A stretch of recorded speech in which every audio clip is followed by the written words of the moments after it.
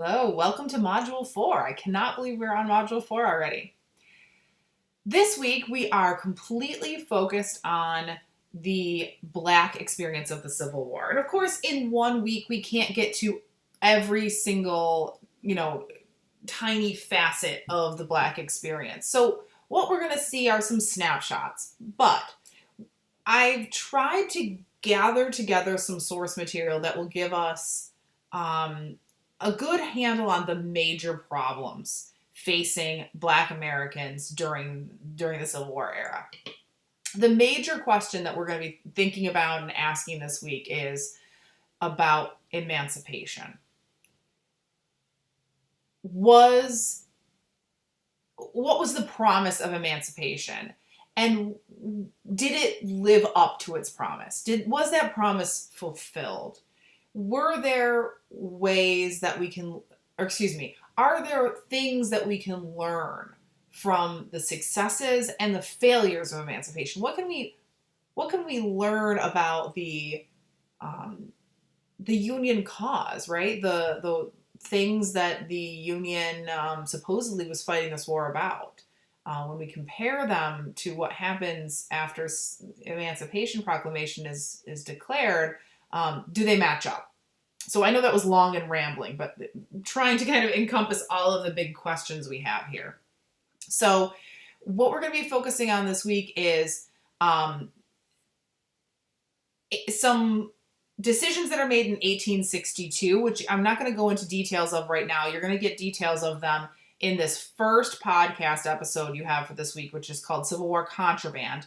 But we're going to be first tackling some decisions that are made in 1862, which lead to large numbers of enslaved people leaving their masters, leaving their plantations or wherever they're living, and escaping to the Union Army and going to the Union Army for safety. And what happens to these huge numbers of people when they come to the army and say, keep me safe? We've made it, right? Now we've made it to freedom. Now take care of me. And what happens when we have that clash, right? When we have that kind of meeting of enslaved people, often women and children who need to be cared for, right? They need food, they need blankets, they need places to sleep. These enslaved people and Union soldiers. What is that clash like? What happens? Who wins and who loses? The next thing we're going to be tackling after that, and of course, I'm oversimplifying. This is intensely complicated, and you're going to see a couple of ways that this is really complex.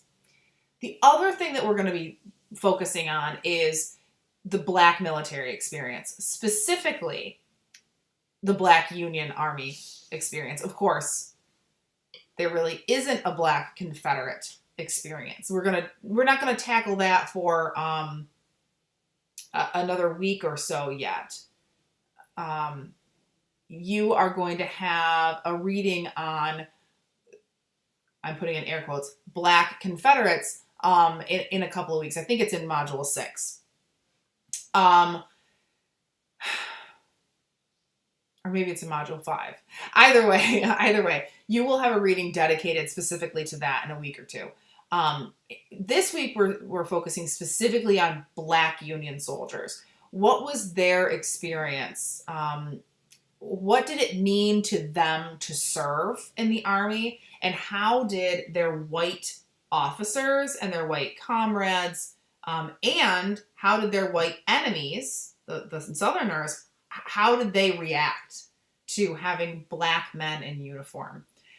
I want you to, while you are listening to the podcast about the USCT, or the United States Colored Troops, the units that are made of Black men during the war, while you're listening to that, while you're reading about the USCT, I want you to be going back in your mind and thinking about last week's module, specifically those questions about gender and what military service is supposed to do for men, or what how military service and masculinity interconnect, right? How do they affect one another? And I want you to think about how this is similar or the same for Black men and how it is different for Black men. And what's at stake, right? Is there something particularly dangerous about having large numbers of armed Black men? And this is something that I think the podcasts both do a good job of touching on. It's just something I want you to be thinking about. You have one big primary source reading for this week. I tried to cut down on the reading for this week as best I could. You do still have a article, a short blog post, and then you have this primary source. And it's not particularly long. It is a memoir, but it's pretty short. So I gave you the whole thing to read.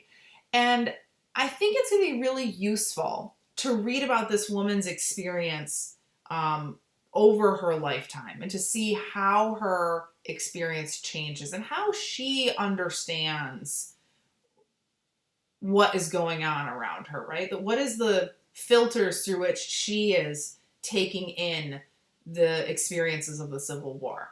Her name is Susie King Taylor. She is, I should say, the only Black nurse that we have a memoir from the Civil War era. There were probably other Black Union nurses that served in some capacity, but she's the only one who left us with a written memoir. So this is an incredibly important primary source.